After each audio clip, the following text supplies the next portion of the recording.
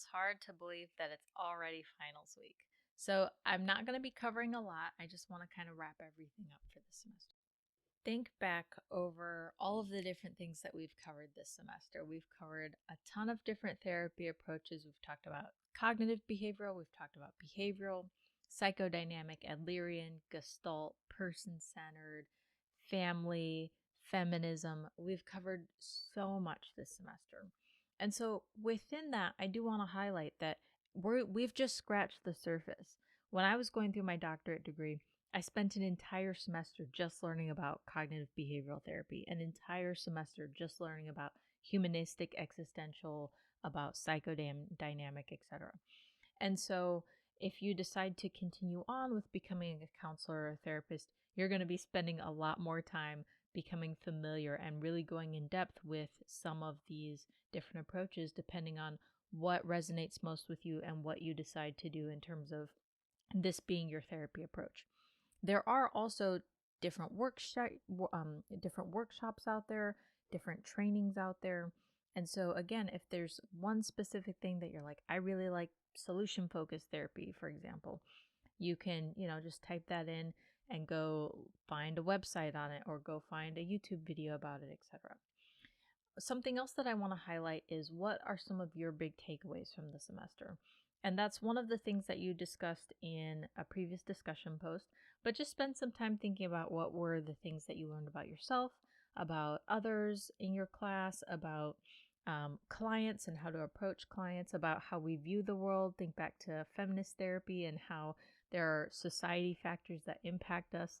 And if we're not paying attention to those things, again, if there's a lack of awareness, it might have a very negative impact either on ourselves or on our clients. And so, again, thinking about overall increasing awareness being the focus of therapy, how was your awareness increased over the course of this class? So, I like to throw memes in when possible. And so, as you prep for finals week, as you go through finals week, try to make sure that you're doing things to take care of yourself, right? Healthy coping strategies, getting enough sleep, drinking enough water, all those good fun things to make sure that you get through finals week without feeling too stressed. I do want to highlight that there's still many therapies that we have not talked about, right? At the beginning of the semester, we talked about there's over 400 different therapies available and more are continuing to be developed. We haven't talked about geek therapy, which I think is a lot of fun. I've used this with a couple clients. And so it's using analogies or video game examples and incorporating those, integrating them into the therapy approach. So, for example, in working with a previous client, he essentially expected that if he came to therapy for 2 to 3 weeks, that he would be perfectly good, that everything would be fine, that he would never need mental health help again in the future. And so we talked about, I used the example of a video game character, and I said, okay, what video games do you like to play? And he told me, I don't remember at this point because it's been a while. And so I said, okay, when your video game character, goes into a fight, how do you tend to approach that if you're going to go into a dungeon or into a boss battle? And he talked about, well, I stock up on potions. I go make sure that my sword and all my gear is fixed at the blacksmith. I, make sure that I have, I don't know, tons of bombs in my inventory, or that I have food in my inventory or potions to be able to heal myself, etc. And so I said, okay, so imagine that you experience a challenge in life. Something big happens or something really negative happens, like say a car accident or something like that. How do you make sure that as you're going into that, for things where you do see it coming, right? A lot of times we don't see those things coming. As you're preparing for this boss battle or this boss fight, how do you prepare for those things from a mental standpoint? And he's like, oh, that's a good idea, or that's a good example. I don't know. Let's talk about this. And so part of that was helping him understand, one, that you need coping strategies, the coping strategies being the equivalent of, stocking up on potions or making sure that you have enough arrows to go into the fight or that your sword is sharpened enough, etc. And we also talked about, okay, so now that your character has fought that boss battle, are they good to go for the next one? And he's like, well, no, I would need to restock up. And so we talked about exactly that's the equivalent of continuing to do things daily for your mental health, doing mindfulness, getting physical exercise, et cetera, using those healthy coping strategies. You can't just be one and done with mental health, just like your character can't be one and done. I don't ever need to stock up for another boss battle ever again. And so that really clicked for him in a way that was like, oh, okay. So I'm going to have to do things continually for my own mental health the same way I would have to do things continually for my character in a video game.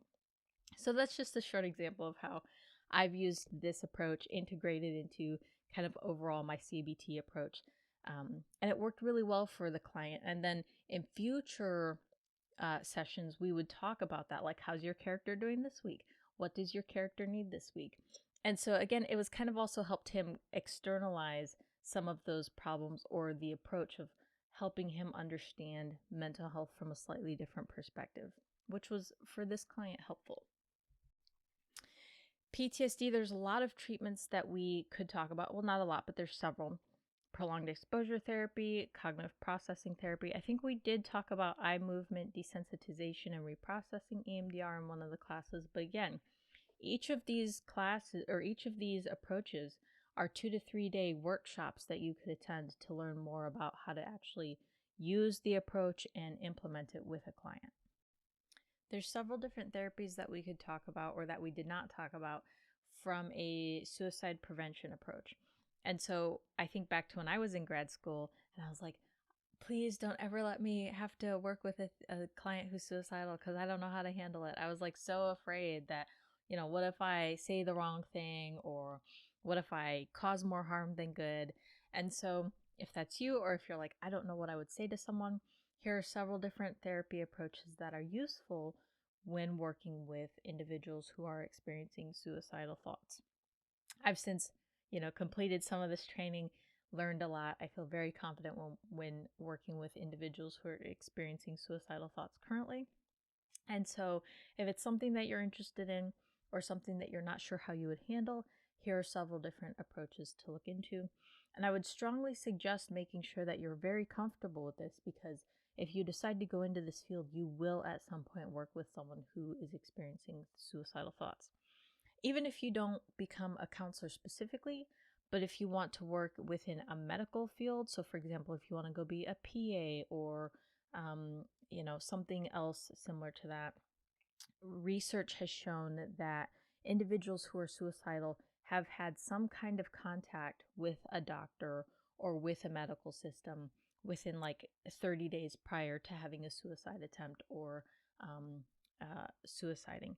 And so even if you're not like, well, I'm not a counselor, I'm probably not going to have to deal with this, it is important for you to be able to notice those signs and pick up on those things, to be able to address it with a client or a patient, or to be able to make a referral to a behavioral therapist or a psychologist, etc., if you see that happening, even if you're, just a doctor, or something that's not specifically within the mental health field. So things to be paying attention to and thinking about as you move forward in your career. Here are a whole bunch of different options for what you could do if you decided to work within the field of mental health or within the field of psychology. There's tons of different specialties. Again, it's dependent on what are your interests, what do you think that you would be good at, or what makes you excited. If you're someone who really likes anything to do with criminal psychology and forensics and that kind of stuff, then that might be a specialty for you. If you really like working with athletes, and you're really into sports, and really into working with or thinking about individuals who are really high performers, we talked about Olympic athletes in a previous video, that type of thing, then maybe sports psychology is your realm. Again, there's just tons of different options within psychology. So I would invite you to consider, at a minimum, adding a psychology minor to your program, or to your bachelor's degree, or maybe even choosing to major in it. I'm not biased at all, but I do love psychology. There's a ton of different options depending on what your interests are.